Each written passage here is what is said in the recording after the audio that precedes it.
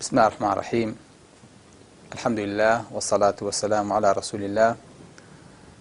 برانی مسلمان خوشکانی عزیز، بە بۆنەی هاتنی مانگی ڕەمەزانی پیرۆزەوە پیرۆزبایی لە خۆم و لە سرجە مسلمانانەکەم، بە تایبەتی لە کوردی مسلمان، و هیوادارم خوای گەورە ئەم مانگە بکا بە مای خێر و بەرەکەت و پیت پێرژە بەسەر گەلوونەتەوە و وڵاتەکەمانە. دیارە زۆر پرسیاری ڕۆژومان لێ یەکرێ لەگەڵ نەخۆشیە، بە بۆنەی ئەو پرسیارە زۆرانەی کە ئاراستەمانەکرێتەوە بە باشمان زانی کە بتوانین ئاراستەیەکی گشتی یاخود تەوجیهاتێک بۆ خوشکان و برایانمان دەرکەین کە ئەوانەی کە نەخۆشینیان هەیە و بێتەمان بە ڕۆژوو بن لە زنجیرەیەکی کورتە بتوانین لە خزمەتتانە باسی ئەو نەخۆشیە شایعانە بکەین کە هەن و زۆر جار ڕێ لە ڕۆژوو ئەگرێ و زۆر جار کێشە بۆ ڕۆژوانان دروست دەکا.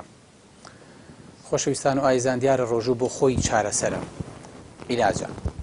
ئەو ڕۆژووی کە ئیسلام دایناوە ڕۆژوویەکی سەهل و بەسیتە.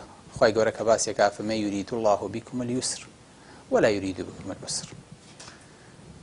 لە تاکە شوێنێکا کە لە قورئانە باسی عیبادەتکا و باسی یوسرکا لە دوو شوێنە لە باسی ڕۆژوایە، کەواتە ڕۆژووی مسلمانان ڕۆژوویەکی معتەدلی مامناوەندە کە هیچ کاتێک نابێتە هۆی ماندووکردنی ئینسانەکان یاخود ناڕەحەتیان یاخود خوا نەخواستە بێتە هۆی کەمی خواردن و کەمی خۆراک و لە دەستدانی ڤیتامینەکان.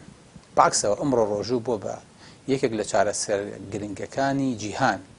ئەمڕۆ شتێک لە عالەما هەیە پێوتێ فاستین، سەنتە دروستە بێ بۆ ئەوەی کە خەڵک ڕۆژوو بگرێ. دیارە ڕۆژوو هەر لە کۆنەوە هەبووە کە خوای گەورە ئاماژەی پێکا فەرمێ كما كتب على الذين من قبلكم.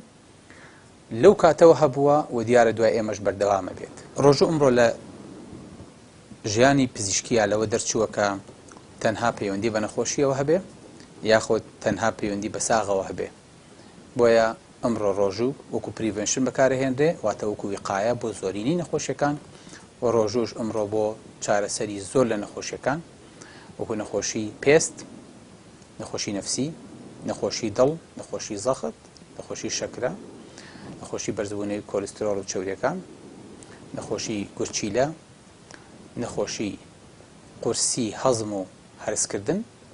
بۆیە ئەمڕۆ ڕۆژوو لە عالەما شتێک هەیە پێوتێ فاستین کە ئەمە سەنتەری بۆ دروست بووە و ئەمە چارەسەری پێکرێ. بەداخەوە تا ئێستا کە نامە نەهاتۆتە کولی طبەوە و نەهاتۆتە مەنهەجەوە، بەڵام من دڵنیام لە ماوەیەکی نزیکە ڕۆژوو ئەبێ بە هەرزانترین دەرمان کە چارەسەری نەخۆشیەکانی پێکرێ.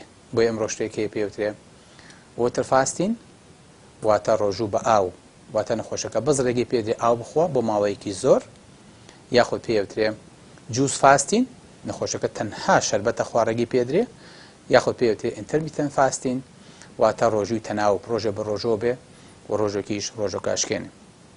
بۆیە ئەمڕۆ قەناعەتم وایە کە ڕۆژوو ئەگەر ئیهتیمامی خۆی پێ بدرێ و ئینسانەکانی وەکو پێویست بتوان بە ڕۆژوو بن وەکوی کە خوای گەورە لەسەری داناون و قەرەبووی خواردنەکە نەکەنەوە هەمووی لە ئێوارەیە و ئەو خواردنە معتەدیلە فێر بن کە لەو مانگەیە تەدریبی لەسەرەکەن، قەناعەتم وایە کە زۆرینی ئەو نەخۆشیانی کە ناو کۆمەلگایە هەیە بارێکی قورسی بۆ سەر پزیشک و بۆ سەر خستخانەکان دروست کردووە، زۆرینی ئەو نەخۆشیانە نامێنن.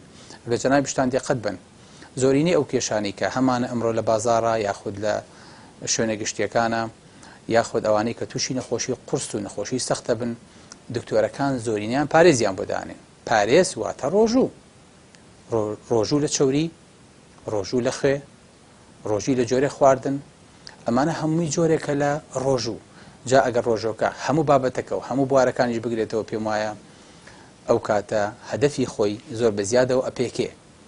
حتا ئینسان کە زۆر جار زۆری بۆ دێ یاخود نەخۆشەکەوێت، خۆی پەنا بە ڕۆژووە بە بۆەوەی کە حەزی لە خواردن نامێنێ، ماوەیەکی زۆر هیچ ناخوا، تەنانەت ئاژەڵاڵ و حەیوانانی تیش کاتێک کە نەخۆشەکەون، کاتێک کە تووشی ئاهەیەکە بن، تووشی کێشەیەکە بن، لە خواردن ئەکشێنەوە هەتاوەکو چارەسەر و هەتاوەکو خۆیان ئەڵێن سروش چارەسەریانەکە.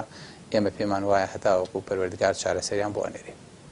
السلام علیکم ورحمة الله وبركاته.